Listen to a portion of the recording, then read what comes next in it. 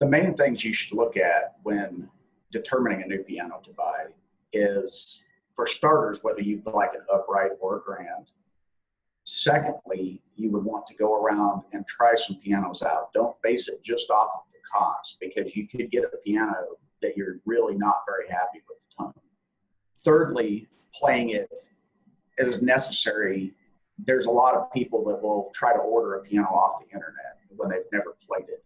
There are some differences in the way the actions feel, and you very well could get a piano that you don't like. It's too heavy, it's too light, and some of those things are not changeable. They're in the physics of the way the piano was designed. You need to find a piano that you enjoy playing, that you enjoy the tone of, and that I guess will fit in your room basically between an upright and a grand. Some of the factors to consider on the difference between a digital and an acoustic are the actual physical properties. For example, a child learning on a digital could learn improper technique. They have small little tiny rubber contacts, and you don't have to let the key all the way up. On an acoustic piano, you have to let the key all the way back up before it'll reset and for repetition. I don't very highly recommend getting a digital for a child that's learning. If you are moving into a smaller area, say you're a baby boomer that's downsizing, a digital could be absolutely perfect. You can plug headphones into it. You've already developed a technique that you're going to develop, and it would be almost impossible for you to develop a bad technique if you already know how to play the piano. You could turn it up, down, put headphones in, and not be bothering any of your neighbors. They're lighter.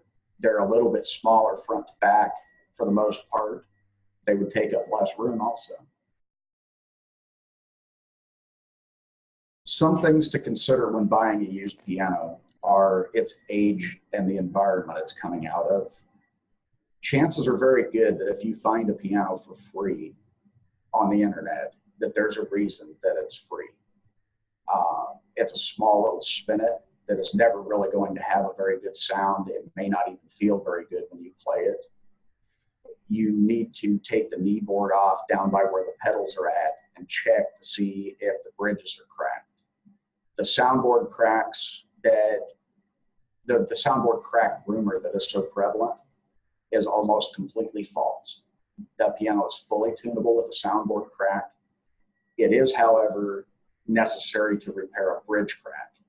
That is what transmits the string tone to the soundboard. And if you have a severely cracked bridge, you could end up with very expensive repairs to replace that bridge. They're not always repairable. The used pianos that we sell are inspected before we ever pick them up, because quite frankly, I don't like moving heavy stuff that I'm not going to be able to do anything with other than take to the dump. They're also inspected once we get them back to the shop. They're fully cleaned, fully tuned, and regulated. And if any repairs are necessary, those are done before they get put up for sale.